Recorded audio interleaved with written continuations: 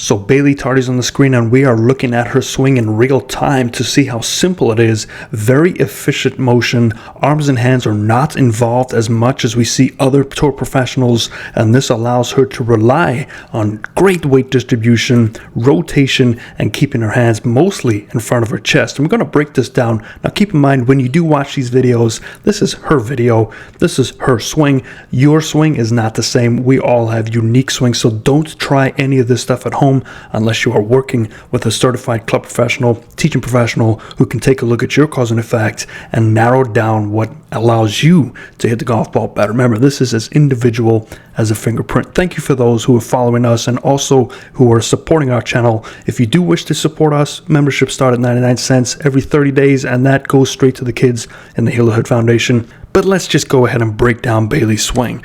So the right side of the screen, we got some lines going on. The left side, you have to forgive me, I pulled these straight from the internet. I could not find a face-on. This is the closest that I could get. It's a 3/4 face-on. We won't really draw that many lines on the left side, but what we'll look is the relationship between the hands and the chest throughout her swing, and also the way she rotates through the ball at impact and post-impact. Right side of the screen though, let's break these lines down here. This long green line is the lower plane line, upper plane line, which is where your left arm should get to, assuming you're a robot, but we're not robots, but we try and see why we don't get there based on cause and effect. The red line is our spine angle line. That little yellow line is our back brace line to see if we lose posture, and that purple line is her centeredness line. So we draw that from the arch to the feet straight up to the sky, and we can already see right in this region here that the centeredness line is not quite going in between her X, between her spine angle and lower plane line, and this is going to show in her swing. But right now she's definitely toe heavy, and when you are toe heavy, your arm plane typically is much steeper than when you are heel heavy, and that just has to do with the rotation and also how you use your body weight accordingly. Now we will see how she counteracts this. So most people who are toe heavy will either shift more towards their toes as they take the club back, or they try and right themselves out, and she does a really good job of writing herself out. So we're going to leave all those lines on the right side there. We're going to add a few every now and then, but we'll mostly leave these here to show you some cause and effect. Now the ball position on the left side, it's hard to tell where it is just because it's at 3/4, but for the most part it's not right of center. So if you do set your golf ball right of center, if you don't know why, I have plenty of videos where face on view, and we always talk about setup, but try and set up from center point to your lead foot. Definitely helps you create some spacing to allow those hands to stay connected. But what we can tell from this left side of the view is we can do this in our favorite Barney Purple. We'll draw the spine tilt and also the relationship between the center of the hands. We can see that they are mostly in the center of the hands, and you will see this at impact. They stay centered, but we are going to cover arm travel today and how the arms need to travel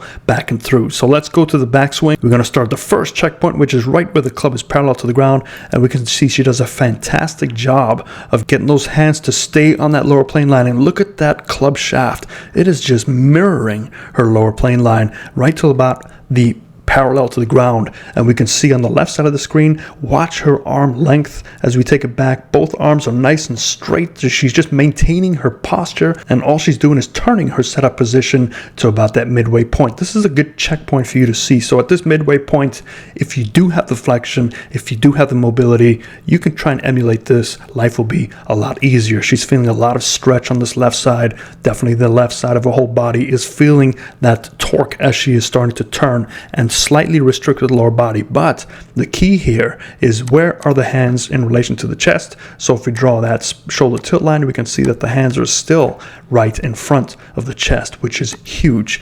Now let's back it up real quick and put a little Barney circle around her head, and we're going to look at that head action because that is very key and telling to what is happening to the weight distribution. So not only is she turning, she's getting a little bit of that weight distribution to slide to the right side of her trail foot, but look at the head. The head is now going down slightly, and this is that tilting. So we see that left shoulder tilting down to stay in its posture. When you tilt down, it's easy to stay on that back brace line, but what happens when you're tilting down is you are now distributing some weight to the bottom. So in other words, feel like you're getting ready to jump. So when you jump, you can jump from a static position. You can jump okay, but if you want to jump higher, what do? We go down and then we push up. So the same sort of thing here, but look at that secondary plane line. We see that club shaft. Look at the butt of the club. It gets gets perfectly on that secondary plane line. So the good thing about staying on your toes is usually your hands get higher, and we can see her hands are much higher than that secondary plane line, but that butt of the club is right on there. So if we extend the line from the butt of the club straight down, we can see that the club is in front of her centeredness. So if we look at the centeredness is cut in half, I'm going to draw these arrows in red. This is left side of your centeredness. This is right side of your centeredness. Ideally, you want to be right over where that long purple line is, but because she is toe heavy, this is going to keep her hands on this side of her plane. Now you can get away with it when your hands are very high and you pull them down initially. If she does not pull these hands down initially and also start to tilt her shoulders to help her pull those hands down, she's going to have a slightly steep swing over the top, and that's where the pulls come in and the deadly dreaded S word, the dead shanks. And we don't say that word here, but we have to say it every now and then for our new followers. So as we know this, they cannot go to the right side of this yellow line, so they have to stay in between the purple and the yellow line on the way down, and you can see they do a pretty good job of just pulling straight down to the left side. So they're not necessarily dropping. She is probably feeling a lot of this stomach core muscles pulling the upper body down. So we don't lunge with our knees. You don't see much of her knees going down. Her knees are staying pretty static. They're just rotating.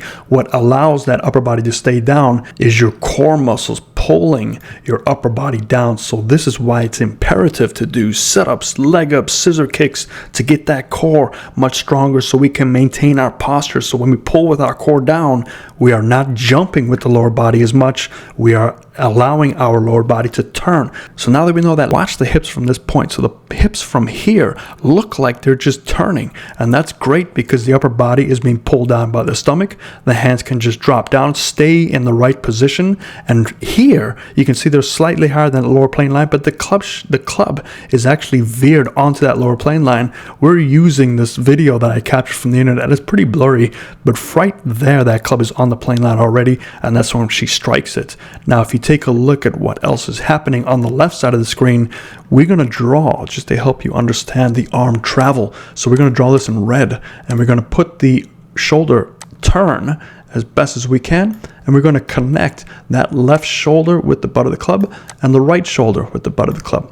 Now if you notice this angle here, this angle is pretty close to 90 degrees. That's really good. So the most the arms should travel is 90 degrees to your shoulder turn amount. So if you get a full shoulder turn, this is probably 120, you will be able to put your hands a little bit further back, so they should not cross back over here, because if your hands and arms cross this far back with that rotation, now you have to reconnect the hands, and that's a sideways motion. That's a lateral motion of your hands that are crossing your chest. Now when your hands are crossing your chest, remember, top of the swing to impact is about 0.2 seconds. So you have 0.2 seconds to stay in your posture, rotate, get your hands out in front of the golf ball. But can you do that with your arms that are traveling 15 to 20 more degrees than they need to? That's where timing becomes an issue, and that's where you can hit thousands of balls a week and get away with that timing, which is what most of these tour pros do, but they still look to simplify motions. This is a very simple swing,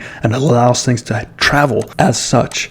So we're going to keep that relative to each other. Let's start the way down on the left side of the screen. Now we know that the hands are in a good position. They're dropping down, but let's look one frame here and let's reconnect those shoulders now in yellow. So there's the shoulder turn, and we can see the arms now are slowly moving back to the center of the chest. So there's the center, and it's pretty much in the center. So they've traveled from the right shoulder. Now they're in the center. Now they do not want to travel to the left shoulder before you hit the golf ball, because that is a sign that you are not turning.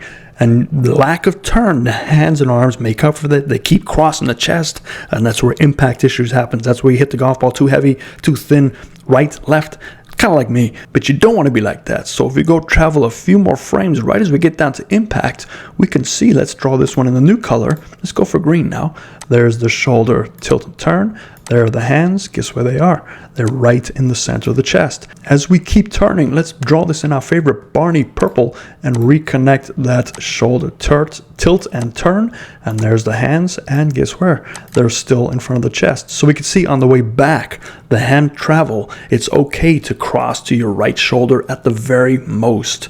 As you strike the golf ball, they should not be crossing over your chest to your left shoulder until well past the golf ball, until well at the very end of your golf swing, and when you're standing up out of your posture. But how do we get this accomplished? It's that core muscle. The core muscle is pulling the upper body down, and that weight is going left while you are turning. So you have to be very stretchy. You have to be like Gumby to pull this off. And one thing you can note on the right side of the screen is also look at her shoulder tilt.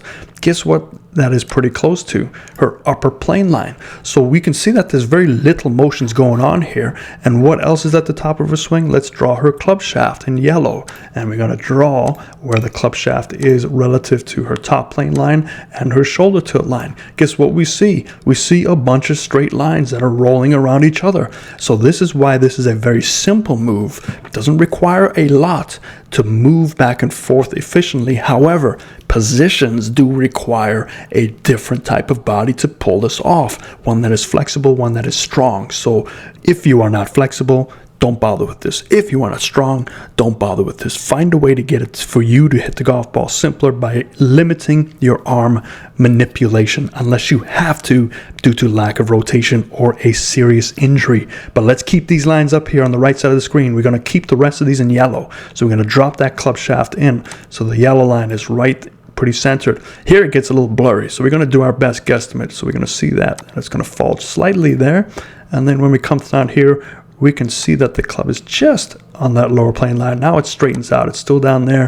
When you strike the golf ball, it is returning to here. As we come on through, we can see that exit is about here. So we can see there's very little deviation in terms of matching spine angles. Now, if you want to see how much her shoulder tilts, let's take a look, because that is always a cool number to check out. Let's delete all these lines so we don't get so confused out here. And we're going to go for the top of the swing and look at that shoulder tilt. Let's pull this in our second favorite, red, because it's very easy to see. So let's try and do this right here. There's her shoulder tilt, and it is looking like 37 eyeballing it. As we strike that golf ball, we'll see how much more tilt she creates.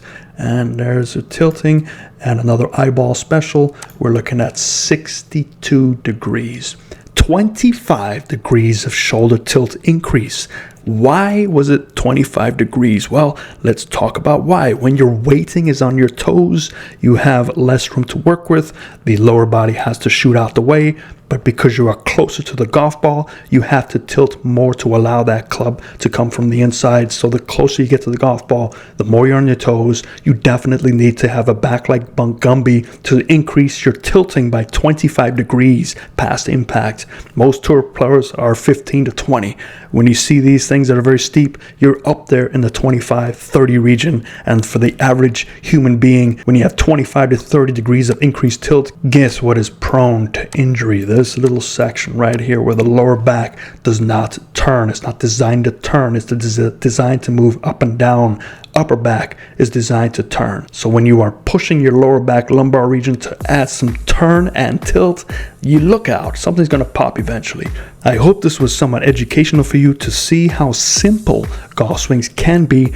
But you know what I'm finding out is the simpler the golf swing looks, probably the stronger the body and core is, because that's the only way to keep it fairly simple. You have to wrap your core around each other, as well as a little bit of Hercules mixed in. Where most of us are lacking strength in the core, we are stronger in our arms and hands, and we use that to hit the golf ball. So I hope that helps you. Let me know in the comments down below. If you do like this, hit that like, share, subscribe, comment, whatever you want to help support us and help us grow to educate everybody out there who wishes to know the cause and effect of golf swings and to not fall victim to the YouTube rabbit hole. You have to work with a certified teaching coach who does this for a living. See you next week, fairways and greens.